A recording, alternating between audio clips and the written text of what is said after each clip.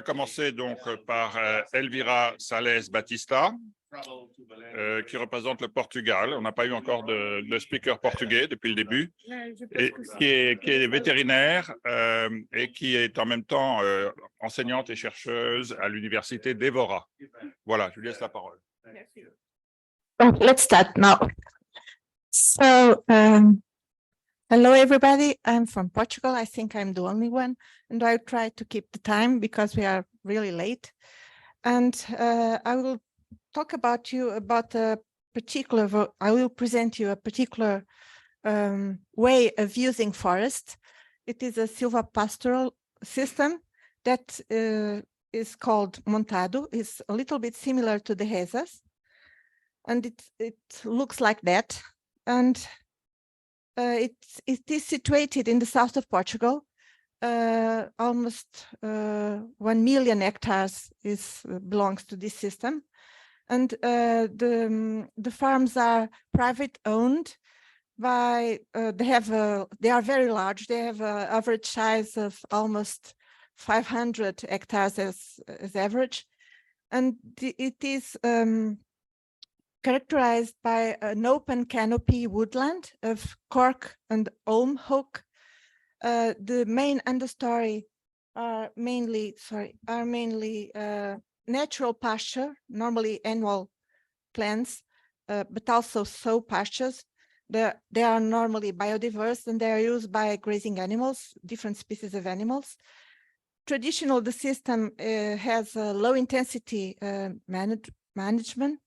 And with low inputs and also low outcomes, but they support high levels of biodiversity. As a whole, Montado is acknowledged as a high nature and social value farming system, and it has a particular structure, a mosaic structure, with areas more dense or interconnected with more sparse scattered trees, and in the middle, open pastures.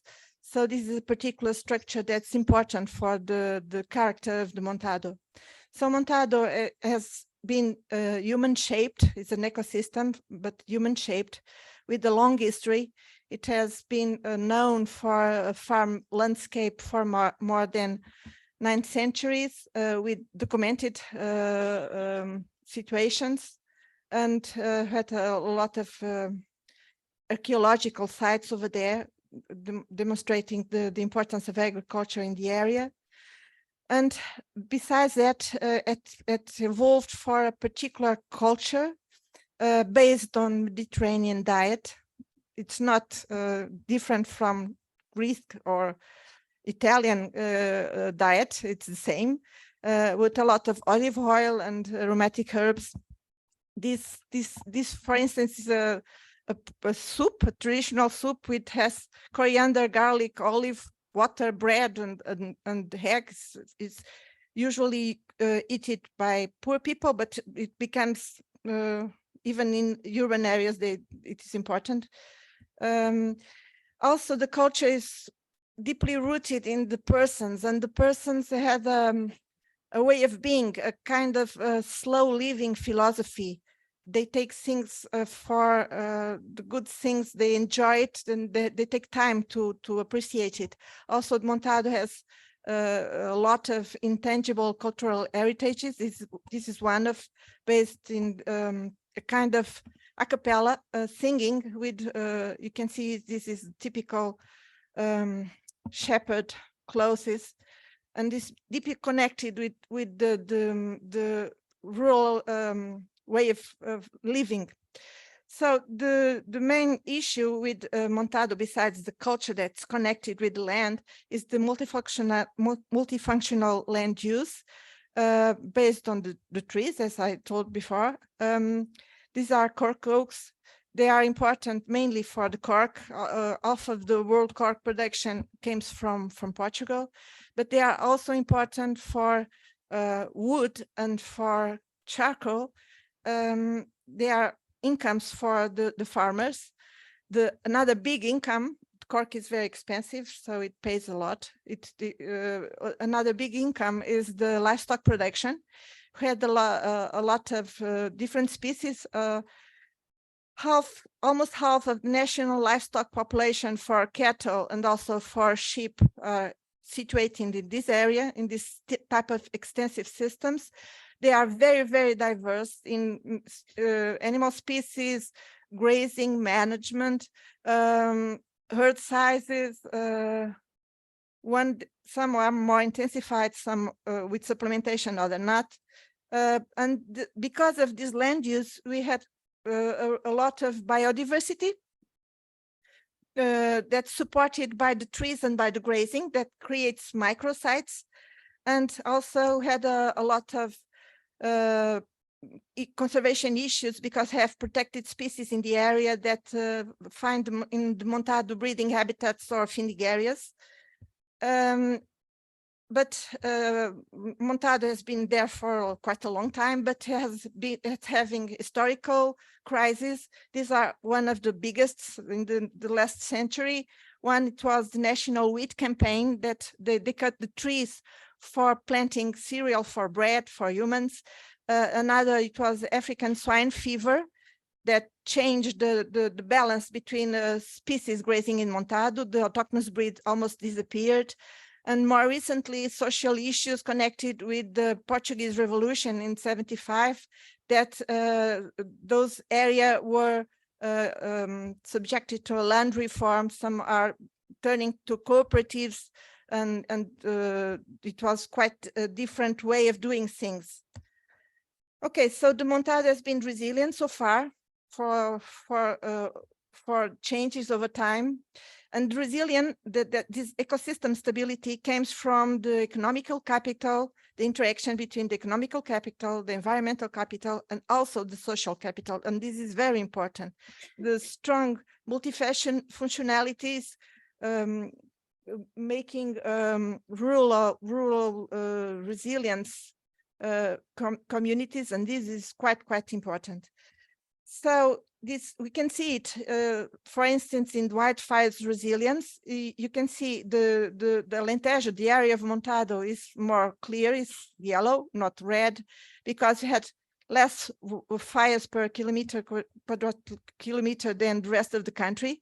And this is due to the natural characteristics, because cork is a natural insulator, but also because of the nature, the structure of the trees that are really dispersed, they are scattered, and also because of the mosaic structure connection between these areas of the open pastures. But the most important is the grazing livestock controlling the undisturbed biomass, and that's one of the reasons because the Montado has been resilient for centuries to wildfires. But we have something is changing. Recent trends are connected with the increase of the suckler cow population. In the last 20 years, we increased the population in almost 50%. And this is due mainly to the direct payments of the common politic from the CAP. And that another trend is the fragmentation of the area. We have, this is research doing by my research group. We had the reduction in the area, but also the reduction in tree density. We are losing, the numbers has increased because this paper is not so recent. It has almost 5 years. And the reduction is due to the increase of number of patches, and they are beginning smaller, and that affects the balance. And one of these recent trends is this fragmentation is mainly due to cattle grazing. It has an adverse effect, but also biophysical factors, it's multifunctional.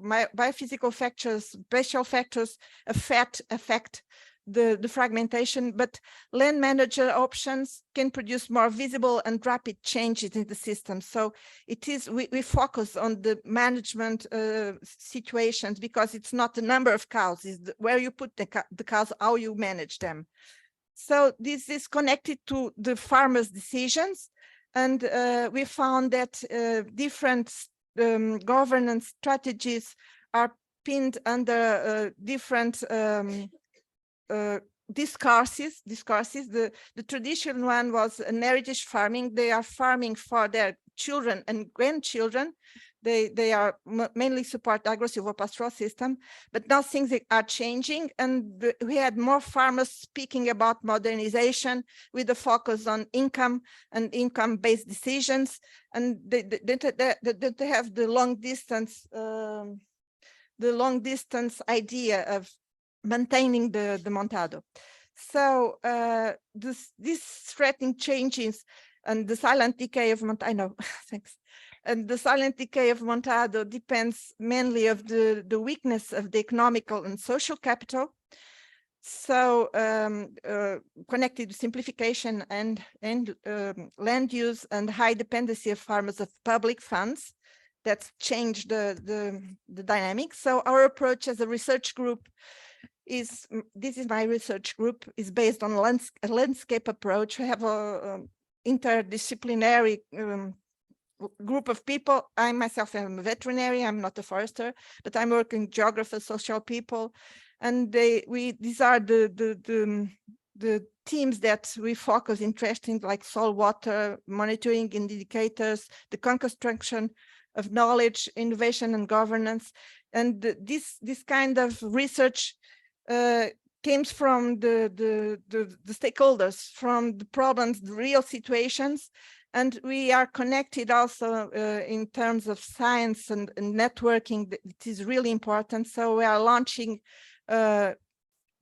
this week in Portugal, we are launching in the Congress of the UFRU, International Union of Forest Research Organization, a group for silvopastoral working research group.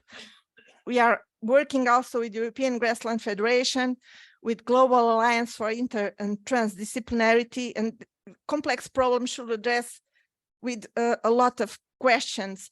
And that way we want to influence public policies, and we did it. We in this pre-CAP that is beginning in this year, we had a result-based scheme pilot study in 2 areas. One more these are more with less water than the other one.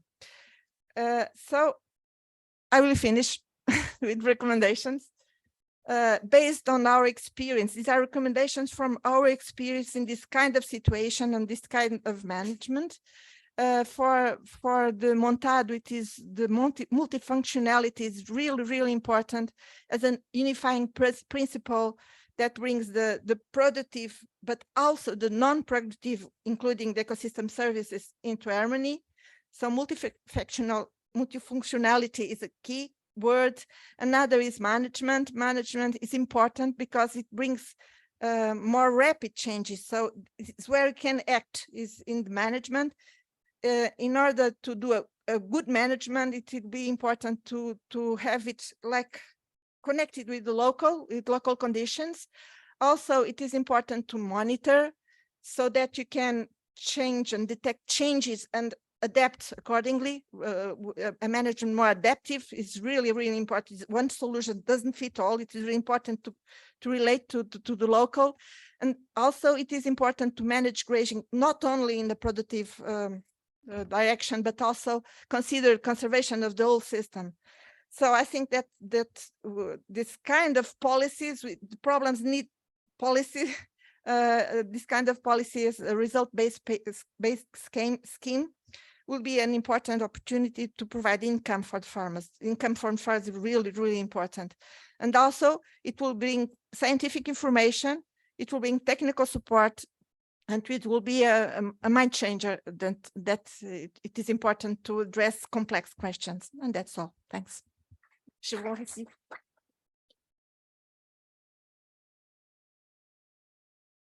Merci beaucoup, Elvira. Je propose qu'on passe tout de suite à moins qu'il y ait une question très précise sur ce qu'elle nous a dit, mais sinon on pourra revenir juste après la fin de la session sur les sujets généraux, parce qu'il y avait des choses très précises que vous avez dites qui me paraissent tout à fait intéressantes.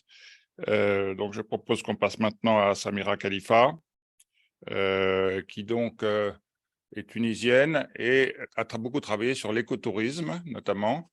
et sur le tourisme en général, qui est un sujet qui est très important, puisque, comme vous savez sans doute, le tourisme est le premier secteur économique de la Méditerranée, qu'il a beaucoup d'impact sur l'environnement, qu'il est très impacté par le changement climatique et que des évolutions à moyen terme sont sûrement très nécessaires. Présentation. Alors.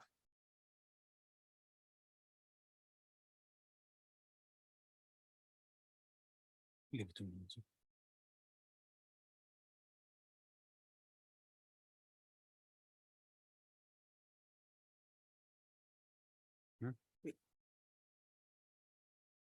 Non.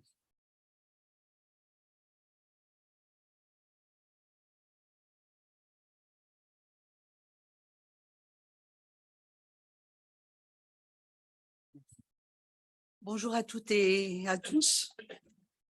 Le défi est grand. Comment parler d'une expérience de plus de 20 ans en 10 minutes? L'exercice est plus difficile qu'une présentation de thèse. Moi, je m'intéresse, je suis paysagiste, ingénieur agronome et puis paysagiste de formation, il y a près de 30 ans aujourd'hui. Et je me suis toujours intéressée à la durabilité de l'espace, à la place de l'art comme élément structurant l'espace, aussi bien le paysage forestier que le paysage urbain. Et j'ai, tout au long de cette carrière, essayé de trouver des articulations autour des fonctionnalités. Aujourd'hui, on parle de multifonctionnalité, des articulations avec le développement des territoires et des populations, des mécanismes d'adaptation ou d'altération de ces ligneux longévifs, plus longévifs que l'être humain, et d'essayer de formulation des recommandations par rapport à l'aménagement, mais aussi la valorisation des espaces urbains ruraux et les espaces de marge qu'on voit naître aujourd'hui et de plus en plus présents dans l'aménagement du territoire et la forme nouvelle d'organisation. Je vais vous présenter rapidement quelques slides d'une étude qui a été menée entre 2014 et 2017 à partir de 2 aires protégées très importantes en Tunisie, qui sont la réserve de la biosphère de l'Ishkol et la réserve de Jbel Chitana, avec 2 statuts administratifs et légaux différents, puisque le classement n'est pas venu en même moment, à 20 ans de décalage. Et le constat était que depuis 87, il y avait beaucoup d'argent investi par les différents acteurs dans ces aires protégées, très peu d'activités écotouristiques ou une activité écotouristique qui trébuche, qui tarde à générer vraiment un développement local et territorial et qui n'arrive pas à réduire la pression sur l'espace naturel et n'arrive pas à générer de l'intérêt aux yeux des populations locales. Et donc, nous avons répertorié un peu le nombre des projets qui ont été menés et il dépassait le nombre, il les avoisinait le nombre de 100 projets en 30 ans sur une génération avec des budgets conséquents. Et nous avons essayé d'analyser sur ces aires le jeu de compétences, les acteurs, la répartition des pouvoirs, comment s'organisent les acteurs et qu'est-ce qu'il y a de spécifique dans ces différentes formes d'organisation de cet espace qui est soumis au code forestier mis en place au début de la colonisation, qui ne reconnaît pas un droit de succession à la propriété dans ces aires protégées et qui niait un droit d'activité à but lucratif pour les populations locales, sauf autorisation préalable. Et nous avons essayé d'interpeller ou d'essayer de voir à travers la littérature et les différentes formes d'action de l'être humain, des théories de l'action de l'être humain dans l'espace, toutes les formes d'interaction possibles à travers ces 30 ans de financement des projets. Et les résultats sont très parlants. J'avais mis des commentaires, je les ai enlevés, et puis j'ai remis des commentaires, je les ai enlevés. Vous voyez en haut, il y a la recherche très distante de tous les autres acteurs, une recherche indépendante, une recherche tunisienne qui est classée 12e sur un total de 135 pays et qui tarde à générer la différence ou un impact sociétal. Bien que pour l'impact sociétal, nous sommes classés 129e, donc 12e au monde pour la qualité de la recherche, la production scientifique. Nous avons plus de 15% de nos productions scientifiques qui sont dans le peloton d'excellence, dans les Q1, Q2, et pourtant, nous avons une recherche très, très distante par rapport aux autres acteurs. Ce qui est intéressant aussi, c'est de regarder les gestionnaires de la ressource et les régulateurs avec les décisions politiques et les gestionnaires, les politiques nationaux, qui sont assez en retrait par rapport à la société civile, population locale, les touristes, les écotouristes et les acteurs internationaux et les structures économiques. Deuxième slide, c'est le rapport de force. Cette recherche, elle est indépendante mais isolée, hein, ce qu'on voit ici, avec une présence en dominant des instances internationales et des structures internationales, toutes confondues, NGO, ONU, j'ai la minuterie. Et donc, par rapport à ce slide, la question qu'on s'est posée, comment est-ce que ce schéma de rapport de force n'a pas affecté l'impact de ces projets? Est-ce que ces politiques et decision makers qui sont des relais par rapport aux acteurs dominants qui sont les consignes des organismes internationaux et des ONG, est-ce qu'ils étaient en adéquation avec les populations locales qui restent très dominées et qui subissent les rapports de force dans un contexte où les structures de soutien et d'appui, notamment les financements et la recherche, sont isolées. Et alors, pour essayer de comprendre ce jeu de rôle, nous nous sommes penchés sur les sciences humaines et sociales et nous avons essayé de regarder dans ce qui existe comme connaissance, surtout pour les humanités, sociologie, anthropologie.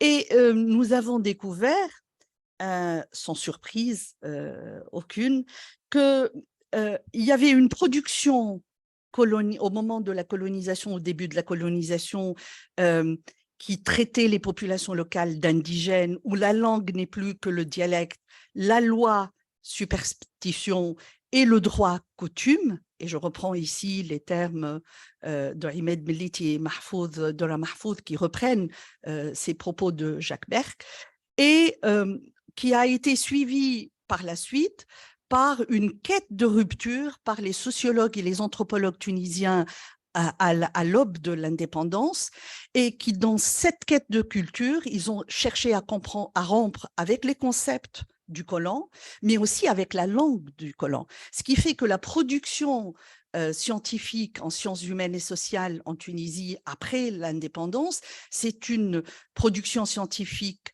produite en arabe sur des revues et des canaux de communication qui ne sont pas accessibles par les acteurs internationaux et qui sont peu contributeurs au savoir global. Les savoirs disponibles entre stigmatisation coloniale et postcoloniale et les tentatives d'affranchissement ont certainement affecté l'information ou la montée en capacité des acteurs qui décidaient ou qui concevaient ces projets et donc la pertinence de ces activités qui étaient dans l'essentiel, dans la première partie des projets de protection et non pas de valorisation, et ils n'avaient aucun souci de création de la valeur ajoutée ou de territorialisation ou de consolidation du lien d'appartenance par rapport aux locaux. Quelle connaissance sur l'expérience de sociabilisation, j'ai appelé ça sociabilisation éphémère, puisque ces écotouristes qui viennent dans l'essentiel, dans la plupart des cas, de marchés émetteurs du Nord et qui sont dans un mode de vie urbain urbanisés et qui eux-mêmes subissent une déterritorialisation par rapport à leur mode de vie ou à leurs origines. Et donc, ils sont en quête de sociabilisation éphémère, de territorialité le temps du voyage. Et il y a très peu d'informations, si ce n'est la quantité, des marqueurs quantitatifs par rapport à la taille du projet, à la niche et au potentiel possible pour bénéficier de ces niches émetteurs de touristes. Dans quelle limite peut-on valoriser un territoire ou un espace qui perd de la valeur aux yeux de ses usagers et de ses habitants? Et c'est ce que nous avons vécu. Et c'est ce qui explique en partie les vagues de départ de nos jeunes qui perdent de l'appartenance. Le lien social, il est rompu. C'est encore plus grave avec l'avènement des technologies. Ils sont acculturés dans la connaissance, acculturés par le savoir, acculturés par leur territoire et acculturés dans l'exercice économique ou l'activité économique. Comment gérer les moments de mixité culturelle entre ces citadins et ces ruraux, que ce soit à l'international ou même au niveau de la Tunisie? Comment gérer le local et le global, la globalisation? Et peut-être qu'il faudra nuancer, et c'est ce que j'ai appris à faire en me rapprochant des gens, des chercheurs des sciences humaines, qu'il y a une grande différence entre globalisation et mondialisation. Et probablement, il faudra s'approprier le concept mondialisation pour une forêt durable plus que la globalisation. Comment juger de l'éco-business et d'une approche écosophique qui remet l'homme dans un écosystème avec ces trois écologies, l'écologie environnementale, l'écologie sociale et l'écologie psychologique, prônée ou décrite par Félix Guattari. Comment gérer le réel et le virtuel, puisque la décision de venir dans une destination, elle est essentiellement prise à distance et c'est un produit qui est vendu à l'international à échelle mondialisée, mais consommé sur place avec une production fragmentée, une offre fragmentée. Comment gérer le synchrone et l'asynchrone? Comment estimer ou anticiper l'usage des technologies de l'information et de la communication.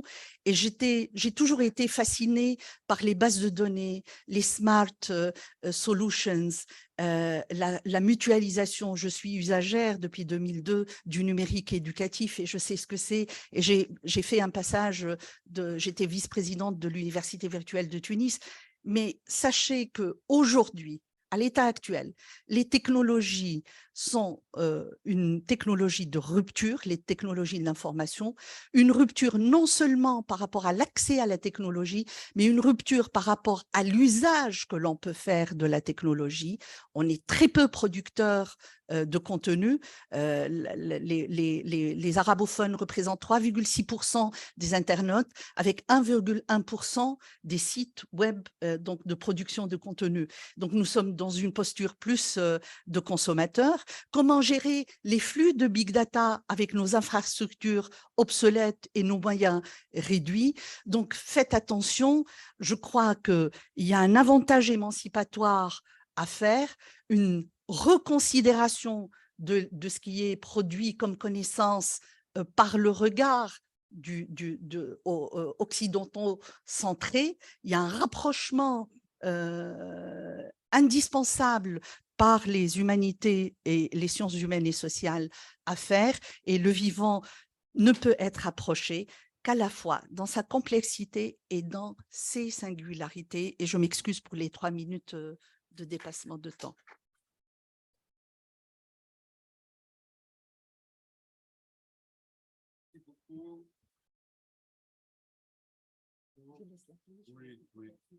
Alors, nous sommes maintenant contents d'accueillir Monsieur Oumid Touran, peut-être je prononce mal, parce qu'il vient d'un pays qui est un grand pays forestier de la Méditerranée, un des principaux pays forestiers de la Méditerranée, la Turquie. Pardon, le micro n'est pas mis. Voilà. Et donc, il est dans la direction générale des forêts turques, mais il est également le point focal de la conférence de la Convention des Nations Unies sur le changement climatique. Et il traite notamment du sujet du changement d'affectation des terres, qui est un sujet très important pour espérer atteindre la neutralité carbone, et également de tout ce qui est relations internationales et relations avec l'Union européenne de cette direction des forêts.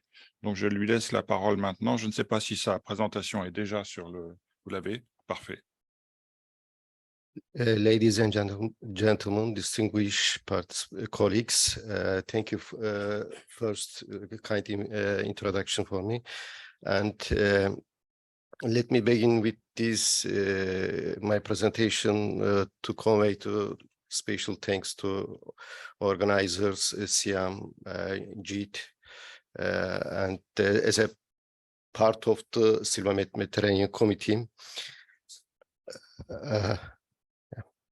My presentation is very short, is entitled Preventing Forest Fires Within the Context of the Land Use. As you all aware of these Mediterranean countries. And my presentation divided to three parts. One part is to very briefly to highlight some facts of the Mediterranean region, and then to underscore priority strategies of the Mediterranean preventing forest fires in the Mediterranean region. And the last one is the takeaway message from in here. Yeah, sorry. Yeah. Let me begin with some facts. The Mediterranean region, as you during yesterday, some speakers always mention about the Mediterranean region, the significant geographical conditions. According to IPCC report, assessment report 6, working group 2 mentioned about this, the region is predominantly vulnerable to impact of warming in this region, predominant, notably included stronger and prolonged heat waves, increased drought in a dry climate in Mediterranean area, and also increase the risk of the flood in coastal area. And the second crucial facts according to UNEP Mediterranean report shows that indicates that the region is warming 20% or faster than the global average. And the last one is as you see the maps on the screen, according to European Forest Fires Information System, PESATA 4. In this projection, as you see the red dark color, one area indicates the highly risky area. The three scenarios, if the temperature is 1.5 and 2 and 3 degrees, seeing how much the number of the high and extremely high risky days will occur in the future in this region. And the last, the 3 degrees scenario, Turkey and Portugal stand out as the most vulnerable countries.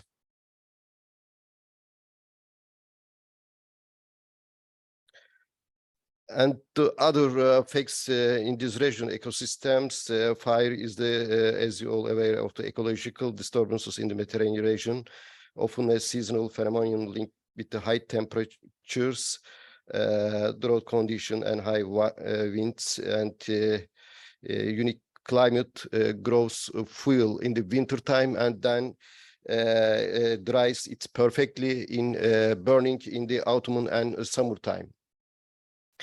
Many species and ecosystems process depend on also fire occurrences and biomass and nutrition cycles closely connected to the fire. And human is an important fact, have massively altered natural fire regimes across all of the Mediterranean region.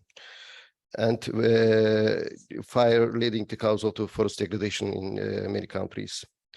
What are the main our priority challenges on preventing the forest fires? The first one is fire resource management plan. Based on the legal, institutional, and policy framework, provides the basis and structure for strategic planning and implementation actions. This subtitle, these plans should be based on clear and comprehensive policy, legal, and institutional framework, and also to plan as policy should be established at the set all the side of the public, the highest priority saved, and this area, the multiple agencies and organization fire management responsibilities, a process should be developed to determine in advance of fire who will assume the lead duties and roles.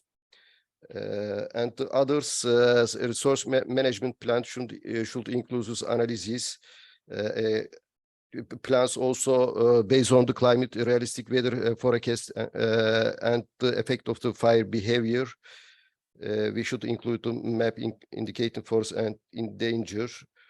And so on the second significant one of the priority of these challenges, the fire resisting landscaping to establish, to promote the use of the low density fire resistance plants and shrubs is essential. Previous speakers always mention about this in detail. I would not to be explaining elaborately. And the second one is the reducing the flammability of the vegetation near the residential areas can help create a fire breaks and protect homes from the wildfires. And the third one, create a fire smart area, providing defensible space from the settlement. So in order to fire will not easily pass your home. And the last one is of course, the maintenance of vegetation to the silvicultural and tending activities is very essential in a way to minimize the transmission of the fire from the one plant to others. And the third priority strategy is to set up an early warning and rating system in this region. This system identifies critical periods of extreme fire danger beforehand in their occurrence. What are these?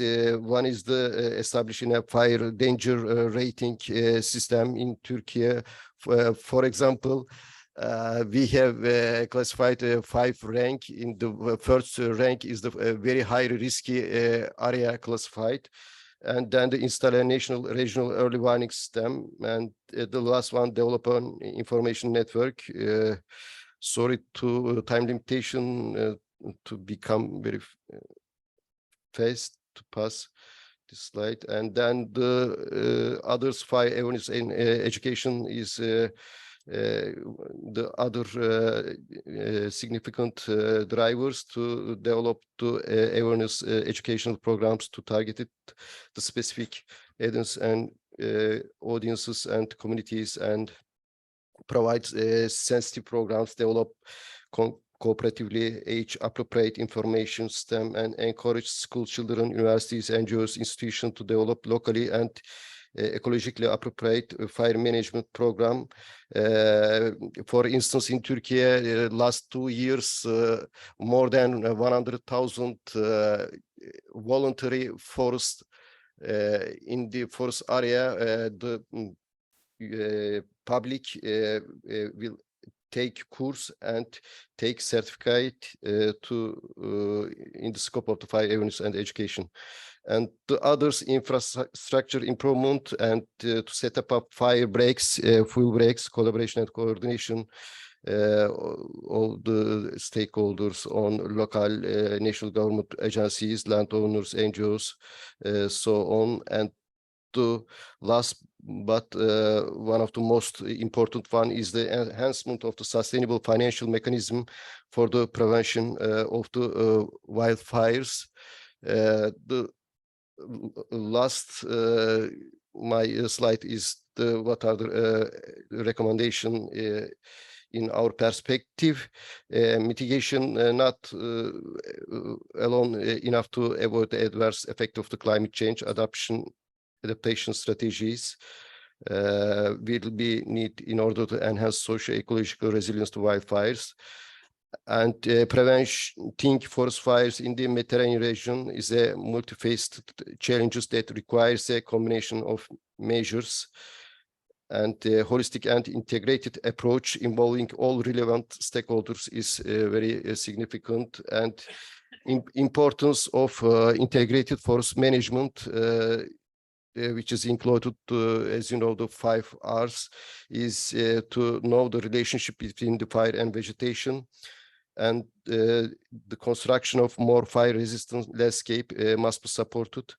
The others, to establish fire strips, buffer zones with the different local, less flammable broadleaf plants and cupressus in and around fire-sensitive or fire-affected forests. And the last one, to enhance the inefficient and insufficient science management interaction. I thank you for my taking time and for your interest.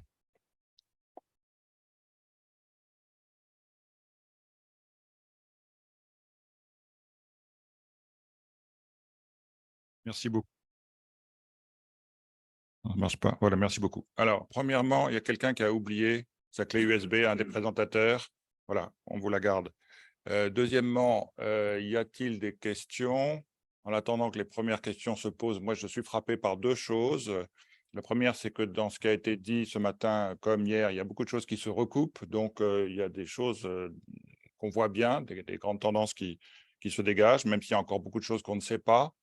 Et la deuxième chose qui me frappe, mais je pense que personne n'aura une bonne réponse à ça, c'est avec ces choses qui se recoupent, on voit pour l'instant, me semble-t-il, assez peu de traduction pratique, juridique, réglementaire et sur le terrain, d'application en quelque sorte des résultats de recherche qui se dégagent. Alors, je nuance ça, par exemple, en France, est paru il y a quelques semaines, un renforcement des obligations de débroussaillement autour des maisons dans le sud méditerranéen, qui est incontestablement une bonne chose, mais on a l'impression que d'une manière générale, ces débuts de résultats de recherche se transmettent assez lentement dans les pratiques. Je clôt là cette parenthèse, en espérant qu'entre-temps, des questions ont mûri dans vos cerveaux. Oui, alors tout en haut, là-bas, oui. Allez, alors il y a peut-être un micro qui se balade, je ne sais pas. Sinon, il faut parler fort. Alors, tout en haut, tout en haut.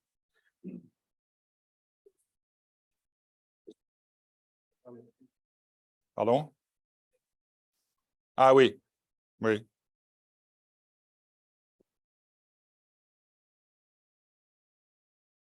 Alors, moi, j'ai un commentaire en question pour ma copine. En effet, je vous remercie beaucoup pour la slide sur les sciences humaines. Je me présente, je suis Corinna Guerra et j'enseigne dans le champ de Environmental Humanities. Et donc, vous avez bien parlé de l'interaction de l'espace-territoire, les hommes, etc. Et est-ce que, ma question c'est ça, est-ce que c'est une occasion manquée de parler des protections de ces espaces à la place de parler d'exportation de ces pratiques, de ces savoirs, savoir-faire, etc., qu'on a vu, que vous avez exposé, parce que vous avez parlé des savoirs situés. Et donc, c'est très local, mais qui sont des bonnes pratiques, si j'ai bien compris. Et c'est quelque chose que j'avais déjà vu hier dans l'intervention de M. Bessaou. Et en fait, aussi, Madame Gendro-Massolo avait parlé d'exportation d'expérience, parce que c'est vrai que les systèmes de gestion du bien commun des villages dont on avait écouté sont exportables ou simplement à protéger. Parce que c'est vrai que les forêts, comme les lieux touristiques, sont les résultats d'un écosystème culturel et un héritage de politiques coloniales. Mais parce qu'on est en Grèce, en fait, on sait très bien que l'écologie, ça vient d'oikos plus logos. Donc, c'est un discours sur la maison. Et la maison est la maison parce qu'elle est habitée par les hommes. Et donc, il faut discuter des lieux, c'est vrai, de l'environnement, mais des politiques, des sociétés liées à celui-là. Donc, un site n'est jamais seulement un lieu géographique. Et donc, vous avez très bien parlé de savoir-faire, héritage culturel et matériel. Et ça, c'est déjà une pratique en anthropologie, parce qu'il y a plusieurs projets concernant les lieux de savoir. Parce qu'un lieu, c'est un lieu où les gens vont développer des connaissances spécifiques, mais qui sont aussi historiques. Et donc, il faut prendre en compte aussi l'époque spécifique. Et donc, ça, on l'a vu beaucoup dans les études postcoloniales. Mais qu'est-ce qu'on peut faire dans l'endroit, dans les champs de recherche plus spécifiques sur l'environnement? Parce que, voilà, ça fait partie de gros problèmes de la complexité. Alors, qui veut répondre? Parce que, oui, allez-y, je vous en prie. Merci, Corinna. En fait, pour la protection et l'exploitation ou la valorisation, ce savoir-faire local, il n'a pas fait l'objet d'études particulières dans les programmes forestiers où c'est juste récent. C'est Abdelhamid, il a travaillé sur la valorisation des PFNL, mais les coutumes et les arts et les traditions ont très peu été étudiés par les Tunisiens, puisque la première génération de sociologues ou des sciences humaines et sociales, des chercheurs en sciences humaines et sociales après l'indépendance, ils ont accompagné la modernité, et la modernité rompait avec ces territoires et cette direction de développement de ces fins fonds et de ces arrière-pays. L'objectif était de tout mettre dans les grandes villes, le littoral, c'est plus simple pour un pays qui n'a pas beaucoup de moyens, la mise en tourisme pour le balnéaire, et donc les choix étaient beaucoup plus faciles. Rien qu'à titre d'exemple, dans une aire protégée qui n'est pas celle que j'ai présentée aujourd'hui, le Feija, jusqu'à aujourd'hui, les femmes, quand il n'y a pas suffisamment de pluie, elles montent à Kefnaksha, un rocher perché dans le parc. Elles laissent enfants et hommes, alors que traditionnellement, les enfants sont toujours rattachés à la mère. Donc, elles laissent enfants et hommes en bas, elles montent en haut, elles se prêtent à un jeu avec une sorte de ballon torchant. Et cette histoire de jeu avec le ballon qui vient dans une pratique probablement païenne, très ancienne, mais qui n'est pas du tout informée, qui n'est pas recensée à l'INP, à l'Institut national du patrimoine en Tunisie. Même le seul sociologue qui travaillait sur ça, paix à son âme, il est décédé. Quand je suis allée le voir, il n'en avait pas connaissance. Et elle passait la journée entre femmes à jouer, et ensuite, elle descendait. Donc, qu'une femme aille se rapprocher peut-être d'une forme de divinité pour demander la pluie dans un milieu naturel, cette richesse est occultée parce que au moment de la colonisation, c'était des indigènes. Et vous vous rappelez, je ne sais pas, ceux qui parmi vous ont une légère connaissance de la sociologie concernant la Tunisie, lorsque Jacques Duvigneau a rédigé Chebika, il a été massacré parce qu'il a révélé une intelligence et une organisation sociale dans un tableau de paresse apparente dans les hommes de Chebika qui étaient là à jouer la kharbga, un jeu traditionnel et à faire le farniente toute la journée. Donc vous voyez tout cet héritage, qui est un héritage commun à l'humanité, puisque la Méditerranée, et Magda nous l'a montré, étaient reliés. Donc, entre ce qui peut nous rapprocher et comment pouvons-nous interpréter au mieux une action, comment pouvons-nous occulter la présence de 1 million de personnes. En 2012, la Tunisie était invitée d'honneur de la Semaine économique de la Méditerranée. Et dans l'avion, j'étais assise à côté d'un des plus grands experts qui a un bureau d'études parmi les plus renommés en Tunisie et à l'international. Il n'a jamais entendu parler des 960 000 à l'époque habitants de l'espace forestier. On se comportait dans l'espace forestier avec une occultation de cette présence. Et je crois aujourd'hui, et si j'arrive à le passer, j'aurais gagné ce déplacement, c'est de recommander aux techniciens et aux technocrates de l'espace forestier de se rapprocher dans leur milieu et dans leur contexte des chercheurs des sciences humaines et sociales. Et on en discutait tout à l'heure. Moi, je dirige une unité de recherche transdisciplinaire et ce n'est pas du tout évident de mettre ensemble des scientifiques et des chercheurs en sciences humaines et sociales. Les temps de recherche ne sont pas les mêmes, les modes cognitifs de réflexion ne sont pas du tout les mêmes. Et donc, il faut des politiques publiques. Oui, c'est un sujet qui revient constamment en matière de développement durable, ce mélange entre ces sciences. Oui, 2 questions là, oui. Je vous en prie, allez-y. Oui. Non, moi, je voulais simplement faire un témoignage personnel. Mon contact à la forêt, j'avais adhéré il y a de cela plus de 30 ans à une association qui se trouvait du côté de Tipaza, les ruines de Tipaza, célèbres ruines décrites par Camus, Noces et l'été, Noces à Tipaza. C'est le mont Chénois. Il y a un mont avec un massif forestier. Et donc, il y avait une association qui avait été créée par un directeur d'école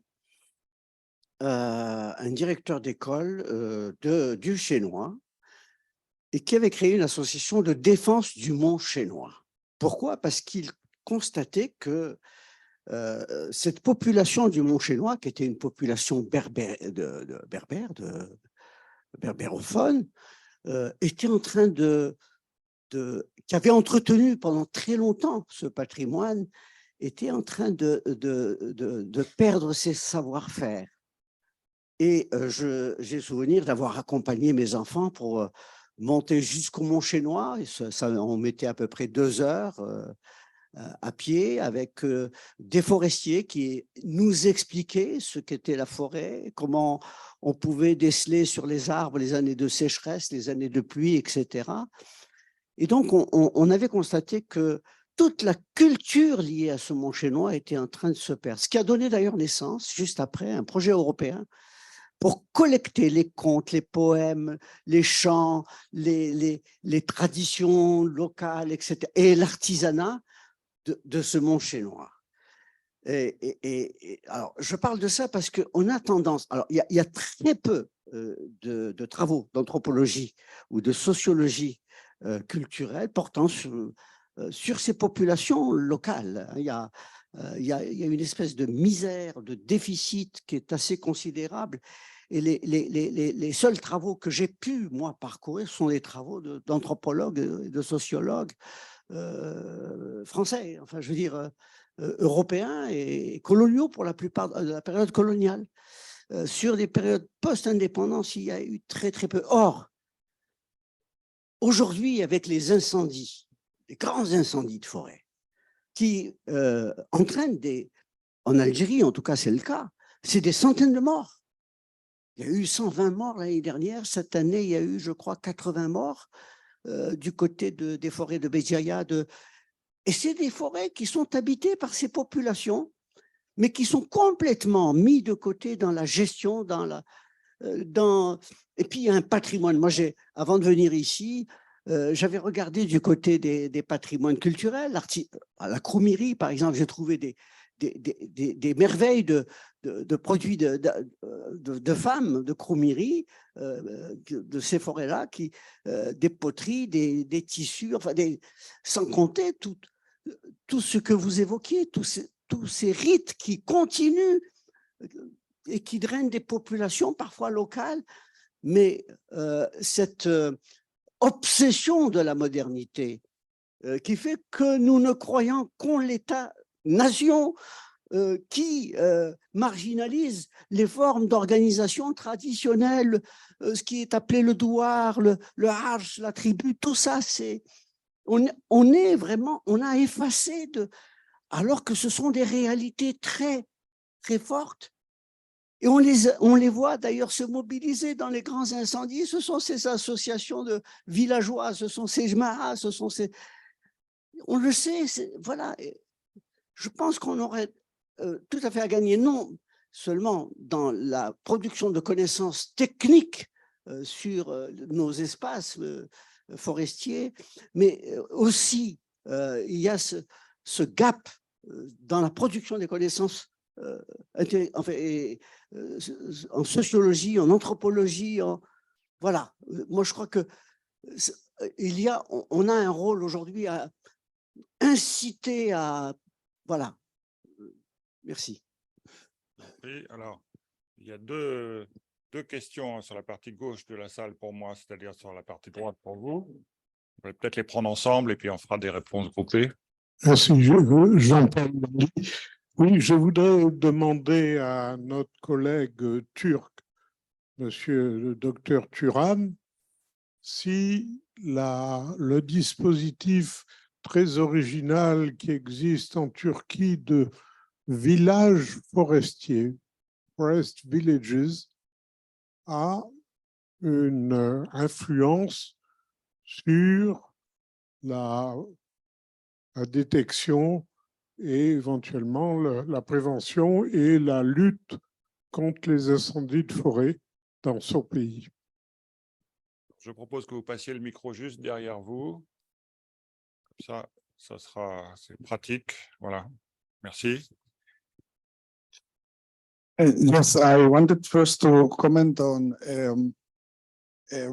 Elvira's Sales presentation, very especially to note that the areas she presented of the Alentejo, the Montados de Alentejo, together with the eastern Extremadura and the neighboring region of the ESAs, that at the end is the same system, about 3.5 million hectares, extraordinary biodiverse, the most biodiverse terrestrial ecosystem of Europe, taking out those who have humid conditions that are of different nature.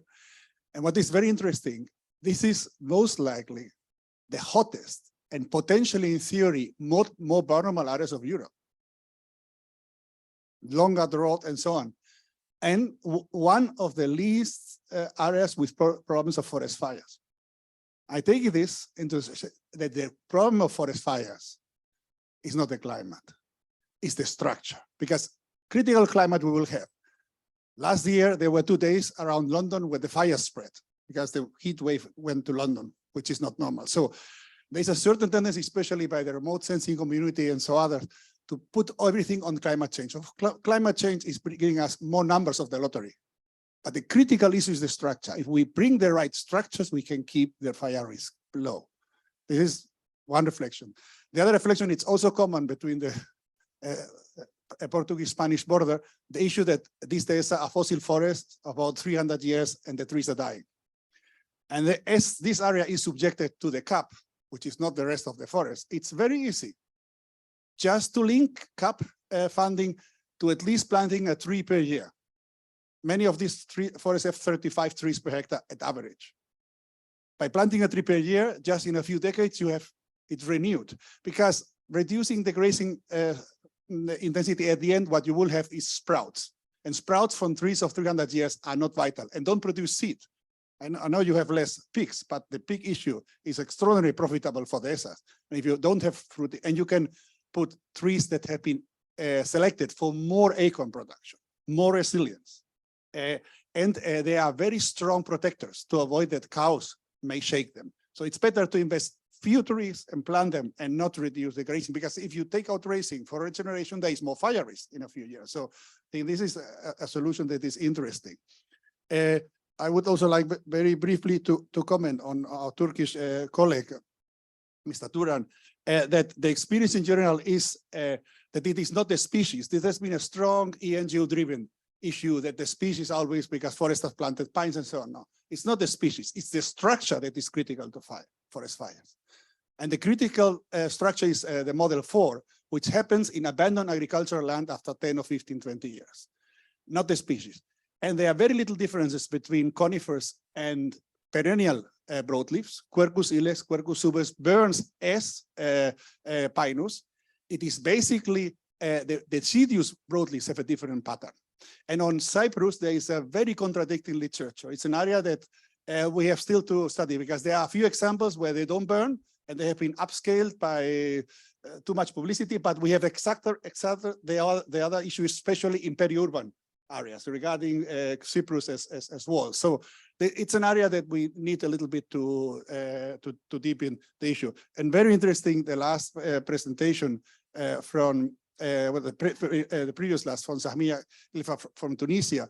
In fact, the northern Mediterranean has gone even worse in that way to lose these roots.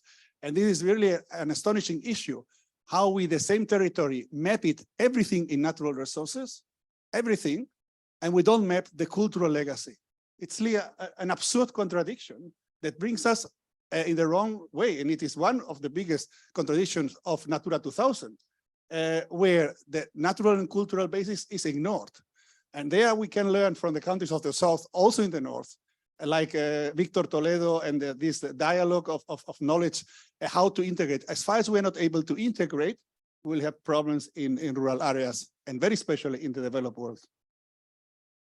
Alors, peut-être monsieur, tout en haut, monsieur Durman de la Turquie, vous voulez peut-être répondre? Puis Elvira, peut-être aussi, non?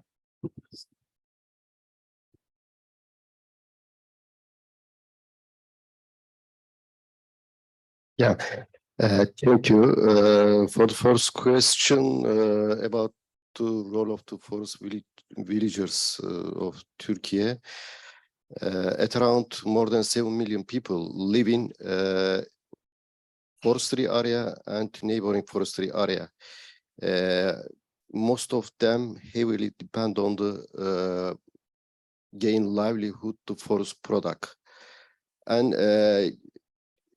that's why the role of local population in our country, local community engagement of the preventing forest fires is very essential. Is also the engaging them in planning and decision-making process is important. They often have the most intimate knowledge of the environment and can play a pivotal role. And in the scope of the fire-resistant landscape, forest villagers can contribute to fire prevention by practicing fire resistance landscaping around their homes, as I mentioned before. This includes using fire resistance plant, maintaining defensible spaces and reducing the fuel loads. And the other one, report suspicious activities, is also very important to encouraging the forest villagers and locals to report suspicious activities of potential fire starting the behavior can help identify arsonists or those engaging in risky fire-related activities. I thank you.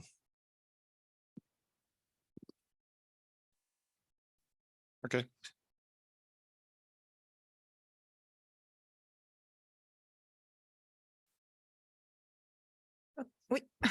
Okay, concerning Montado and Dehesa, they are quite similar.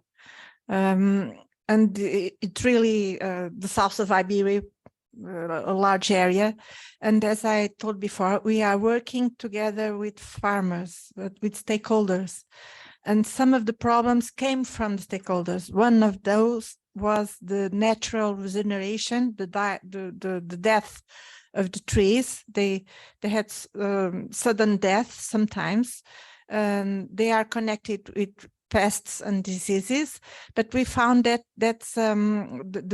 when a disease appears because or the tree is old or the tree is thick or the soil has the radicular system of the tree is very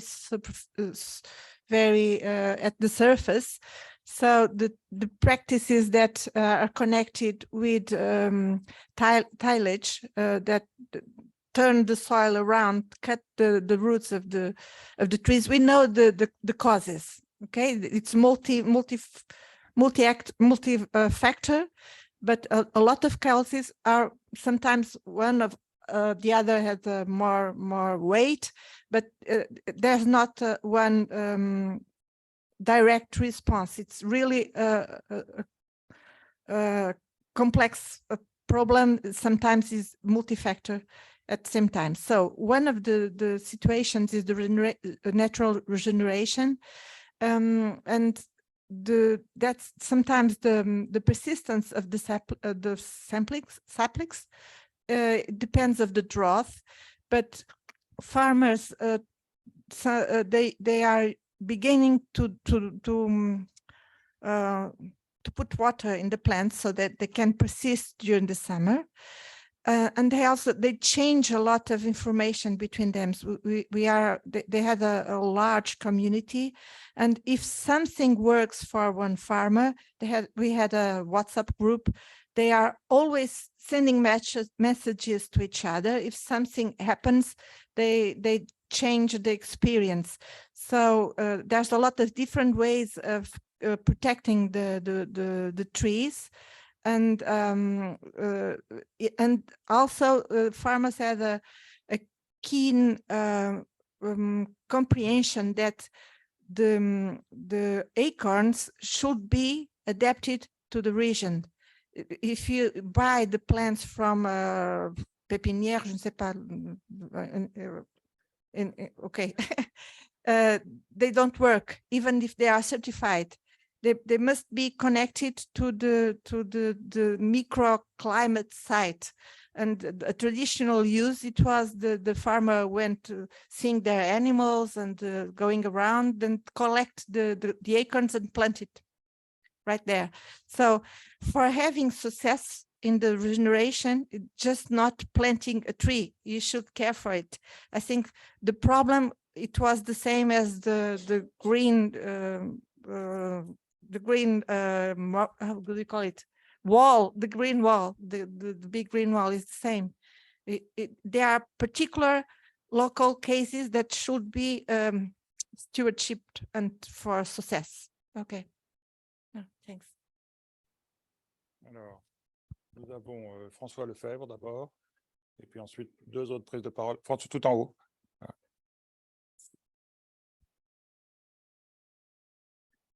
Oui, je voudrais rebondir sur ce qui a été dit par le collègue tout à l'heure en tant que biologiste, que ce n'est pas l'espèce qui va déterminer le risque incendie, mais la structure. Et je crois que ça, c'est quelque chose qui peut être étendu aussi aux questions d'adaptation, etc. Je pense qu'on fait face à un problème qui est complexe Et les décideurs ont souvent envie de rechercher des solutions simples. Et l'espèce, ça paraît la figure magique, mais je suis complètement d'accord que ce n'est pas l'espèce qui va déterminer le risque incendie. De même, ce n'est pas l'espèce qui va complètement déterminer l'adaptation au changement climatique. Et c'est la façon dont on les utilise. Alors, bien sûr, il y a des espèces qu'il faut éviter, mais les solutions, il n'y a pas l'espèce solution. Et donc, c'est beaucoup plus compliqué de changer la façon dont on les utilise. Et c'est là qu'on a besoin de ces savoirs, justement, qui étaient dit. Et c'est là qu'il faut agir. Et il y a une espèce d'illusion, j'ai l'impression en ce moment, sur l'espèce comme solution. On délègue à l'espèce la solution, mais non, la solution, elle n'est sûrement pas seulement là. Donc, il y a peut-être un message à passer qu'il faut accepter que les solutions seront complexes et passeront par plus les pratiques, la façon dont on utilise les espèces que sur les espèces elles-mêmes. De même pour le rejet des espèces, c'est une aberration. Alors, à côté de vous, voilà. Yes. Good morning. I'm Antonio López Francos from CIGEAM Zaragoza, Spain. And I would like to ask Elvira Sales Batista if she could give us more details on these two eco schemes that are based on results instead of practices, which are, in my opinion, a very interesting idea to evolve in the policies to support agriculture or forestry. Ossine, vous voulez aussi prendre la parole? Oui. Merci. Alors, je reviens à la question posée par M. Lonely et j'irai un petit peu plus loin dans l'histoire du pays du temps de la colonisation. Alors, il faut savoir que les parcs nationaux ont été créés en Algérie bien avant la France. Moi, je considère qu'en Afrique, le premier parc a été créé à Tniyat el-Had, 1923, au sud d'Alger. Actuellement, dans la littérature, on voit un parc 1926 en Afrique du Sud. C'est la première précision. La deuxième, durant la Seconde Guerre mondiale, lorsque les Français ne pouvaient pas aller en métropole, ils passaient leurs vacances dans les maisons forestières. Alors, au lendemain de l'indépendance, je vais être bref un petit peu, je résume. La révolution agraire, le pays a pris une option socialiste. La révolution agraire était organisée en 4 étapes. Les forêts étaient prévues dans la quatrième phase. Et il se trouve que dans mon mémoire d'ingénieur forestier, avec un équipage de 5 personnes, nous avons créé. Alors, il y avait 2 forestiers, un économiste, un génie rural, génie civil et un économiste. Nous avons créé 2 villages forestiers qui sont habités, un reboisement de 25 000 hectares et un de ces villages est maintenant à le statut de commune, une grande commune. Pour les incendies de forêt, un sujet sur lequel je travaille maintenant, il n'y a pas que la structure de la végétation. Les deux sont valables. Il y a la composition et la structure de la végétation. Vous savez qu'il y a les combustibles, l'ignition, c'est-à-dire la façon dont brûlent les combustibles. Elle repose sur les combustibles légers au départ du feu, c'est-à-dire les brindilles, les petites végétations, et le bois lourd. Donc, tout ça entre dans la phase de combustion elle-même qui se fait en plusieurs étapes. Alors, il y a la conduction, il y a la radiation et il y a la convection. C'est le phénomène le plus violent. Et il y a la tempête de feu. Alors, la tempête de feu, c'est lorsqu'on a un incendie et qui va dans tous les sens et qu'on ne peut pas maîtriser. Le feu lui-même, il crée ses propres conditions météorologiques. D'ailleurs, sur le combat du feu, quand vous êtes sur terrain, les agents qui sont sur le terrain, ils vous disent qu'il y a du vent. C'est la combustion elle-même qui appelle l'oxygène de l'air et dégage le gaz carbonique. L'air frais se précipite à la base de la combustion et donne de l'importance au feu. Voilà, merci. Est-ce que certains des intervenants qui veulent apporter des éléments de réponse ou est-ce qu'il y a d'autres questions? Oui, Elvira.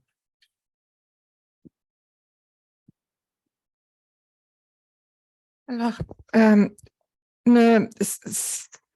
it was the first time that research group of persons pilotage a financial scheme. So we begin by having a transdisciplinary arena with the researchers and specialists in different areas like soil, plants, biodiversity, and also with farmers, and also with the National Politic Agency, the policymakers.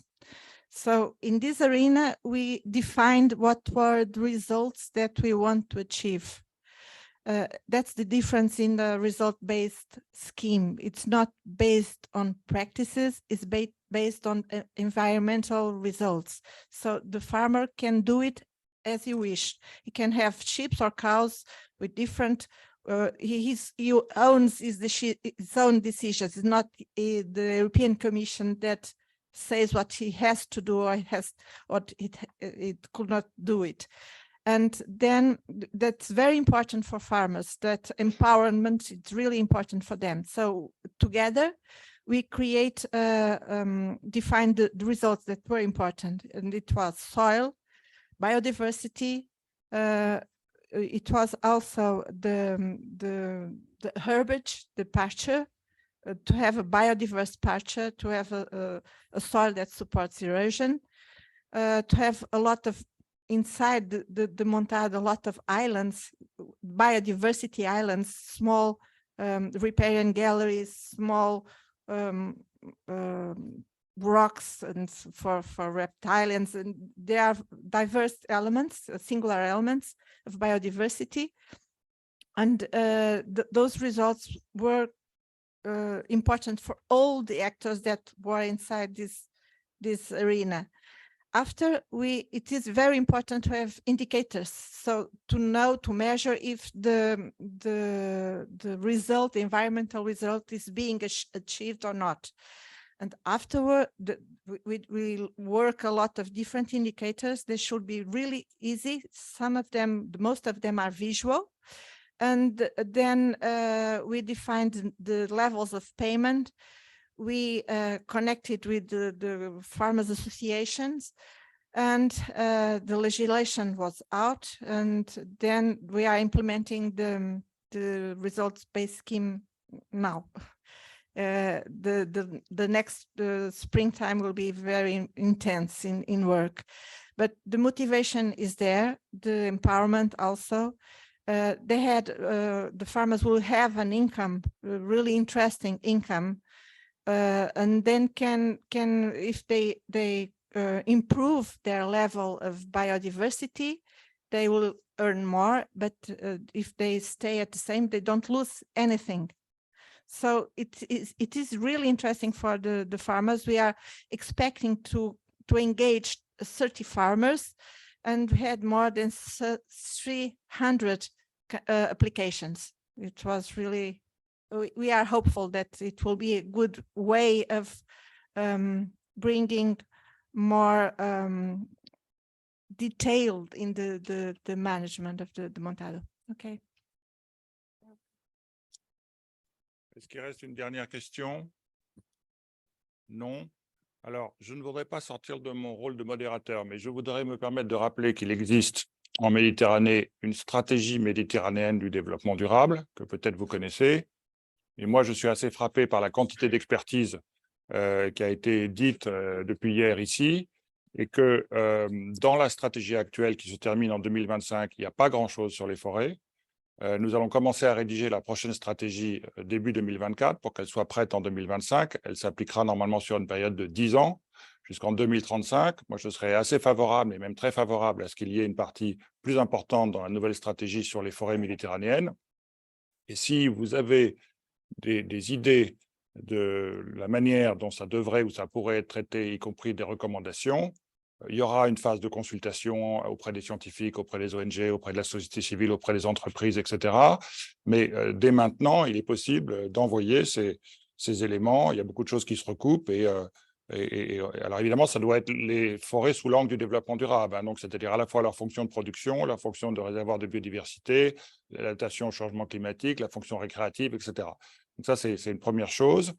La seconde chose, c'est qu'il existe aussi une commission méditerranéenne du développement durable, qui malheureusement n'est pas assez connue, et qui a l'intérêt de rassembler à la fois un représentant de chaque État mais aussi des représentants de la société civile, des scientifiques, des ONG, des élus locaux du Nord et du Sud, des représentants des entreprises du Nord et du Sud, et qu'il est tout à fait envisageable d'envoyer à cette commission des suggestions de sujets sur lesquels elle pourrait travailler ou de sujets dont elle pourrait se saisir et sur lesquels elle pourrait organiser des débats ou des auditions. Et je ne sais pas, je ne veux pas me prononcer à la place des organisateurs, mais les recommandations qui auront lieu demain peuvent éventuellement, une partie d'entre elles, être transmises à cette commission. Ça permet au moins, c'est une commission qui a une valeur indicative, elle ne peut pas sanctionner les États, mais elle peut émettre des recommandations, même chose pour la stratégie méditerranéenne, qui n'a pas une valeur prescriptive, qui a une valeur indicative, mais ça peut favoriser une prise de conscience des décideurs de tous les pays et des forces économiques et sociales, puisqu'elles sont représentées dans cette commission. C'est une suggestion que je fais et dont les organisateurs feront ce qu'ils voudront. Je crois qu'il est temps maintenant d'aller se restaurer, et je vous remercie beaucoup pour votre assiduité ce matin.